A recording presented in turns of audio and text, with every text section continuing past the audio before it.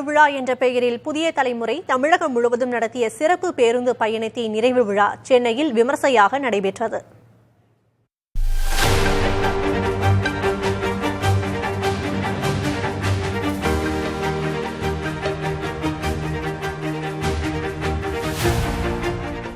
ஆனல் பறக்கும் தேர்தல் களத்தில் அது சார்ந்த நிகழ்ச்சிகளை மக்களுக்கு நேரடியாக வழங்க புதிய தலைமுறையின் சிறப்பு பேருந்து தமிழகம் மற்றும் புதுச்சேரியில் 40 தொகுதிகளிலும் பயணித்தது.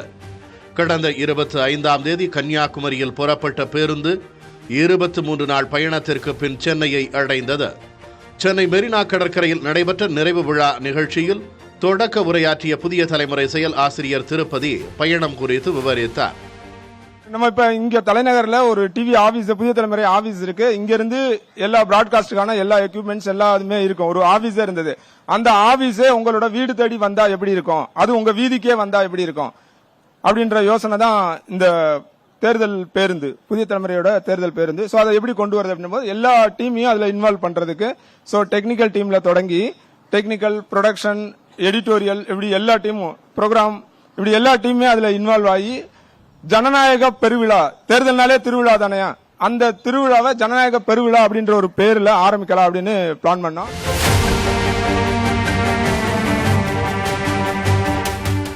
அடுத்து பேசிய தமிழக தலைமை தேர்தல் அதிகாரி சத்யபிரதா சாஹூ, பல துளி நீர் ஒரு கடலை உருவாக்குவது போல் ஒவ்வொரு ஓட்டும் ஒரு நல்ல அரசை உருவாக்கும் என்றார். And this is one of the most important tools available with you to take up the reins of administration, reins of governance into your hand. Each vote of us, like each drop of water, makes this great sea. Same way, each vote, உங்களோட ஒவ்வொரு வாக்கு இந்த ஜனநாயகத்துக்கு ரொம்ப ரொம்ப முக்கியம் ஆகுது. சென்னையில் 100 விழுக்காடு வாக்குப்பதிவுக்கு அனைவரும் ஒத்துழைக்க வேண்டும் என மாநகராட்சி ஆணையர் ஜே ராதாகிருஷ்ணன் கேட்டுக்கொண்டார். தயவுசெய்து இவ்வளோ எஃபர்ட் நம்ம புதிய தலைமுறை சேனல் எல்லாம் எடுக்கும் பொழுது தயவுசெய்து மக்கள் ஓட்டு போடணும், ஓட்டு போடுவோம், ஓட்டு போட்டு செல்ஃபி எடுப்போம். அப்படிதான் நாங்க இந்த கோவிடோட பயத்தை விரட்டினோம். எல்லாரும் அதை போட்டு மற்றதை ஆம்பிளிஃபை பண்ணுவோம். வராதவங்களை 11லேருந்து 3 மணி வரைக்கும் வர வைப்போம். 7 மணிக்கு தொடங்குறதுனா 6 மணிக்கு முடியறதுக்குள்ள தயவு செய்து சென்னையில நம்ம ஃபர்ஸ்ட் ரேங்க் வாங்கறதுக்கு ட்ரை பண்ணி சிஇஓ கையில பரிசு வாங்கறதுக்கு ட்ரை பண்ணோம்னு சொல்லி சிறப்பு பேருந்து பயணம் வெற்றிகரமாக நடைபெற உழைத்த அனைவருக்கும் புதிய தலைமுறை தலைமைச் செயல் அதிகாரி ராஜாமணி நன்றி தெரிவித்துக் கொண்டார்.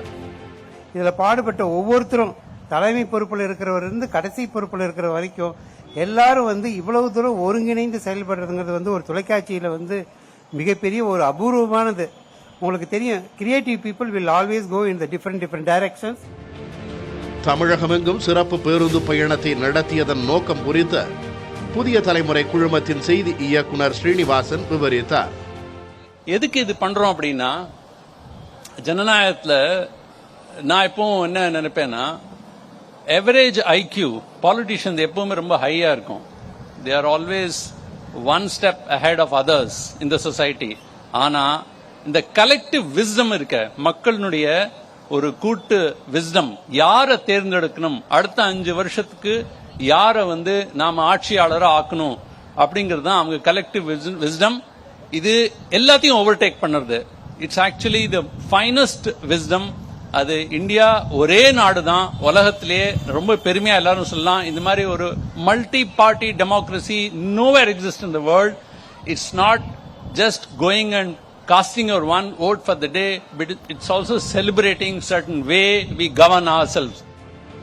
இந்நிகழ்ச்சியில் காவல்துறை கூடுதல் இயக்குனர் ஜெயராமன், திரை நட்சத்திரங்கள் விமல், ஆரி, கருணாகரன் உள்ளிட்டோரும் பங்கேற்றனர். இடையிடையே நடைபெற்ற நடனம், சிலம்பம் உள்ளிட்ட நிகழ்வுகள் பார்வையாளர்களை கவரும் வகையில் அமைந்தன. ஒரு ஓட்டுனால எத்தனையோ தலைவர்களோட தலையெழுத்தே மாறி இருக்குங்க. வர 19ஆம் தேதி இந்திய பொது தேர்தல் 2024 எல்லாரும் ஓட்டு போடுறத அவங்களோட உரிமையா மட்டும் பார்க்காம அவங்களோட கடமையா பார்த்து தமிழகத்துல 100% வாக்கு நாம அளிப்போம்ட்டு உறுதி எடுப்போம்.